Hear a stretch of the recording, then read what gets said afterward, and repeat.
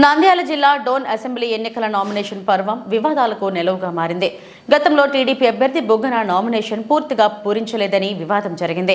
ఎట్టకేలకు ఆమోదించారు. నేడు స్వతంత్ర అభ్యర్థి ఆనంద్కు జవాలిన్ గుర్తు కేటాయించిన పిమ్మట విత్డ్రా చేసుకోవాలని గుర్తు తెలియని వ్యక్తులు ఫోన్ చేశారని, ప్రజాస్వామ్యంలో ఎవరైనా పోటీ చేసే హక్కును రాజ్యాంగం కల్పించినా ఎన్నికల అధికారులు మరొక ఈవీఎం అవసరమవుతుందని విత్డ్రా చేసుకోమంటున్నారు అని బాధితుడు ఆరోపిస్తున్నారు. ఒత్తిడిని తాళలేక టీడీపీ అభ్యర్థి కోట్ల సూర్యప్రకాష్ రెడ్డికి విషయం చెప్పుకున్నాడు. విషయం తెలుస్తున్న మాజీ ఎమ్మెల్యే కోట్ల సుజాతమ్మ ఆర్ఓ కార్యాలయానికి వెళ్లి ఎలా విత్డ్రా చేసుకోమంటారు అంటూ అధికారులను ప్రశ్నించింది.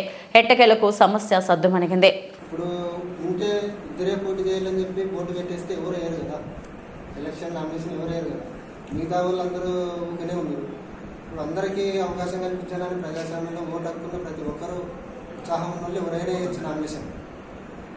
ఇక్కడ ఎందుకు మన టోన్ల ఈవీఎంలు ఎక్కువైపోతాయి, ఈవీఎంలు ఎక్కువైపోతాయి అనే మాట ఎక్కువ మాట్లాడాలి వస్తుంది.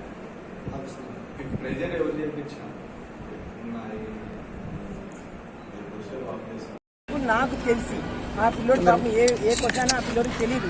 మేము వస్తున్నామని కూడా ఆ పిల్లోడికి తెలియదు. ఈ రోజు అసలు అయిపోయినాక అంటే ఇటువంటి దౌర్జన్యాలు మీరు చేస్తున్నారా, మేము చేస్తున్నామా? ఈరోజు ఇండిపెండెంట్ గుర్తొచ్చింది, అన్ని చేసినారు.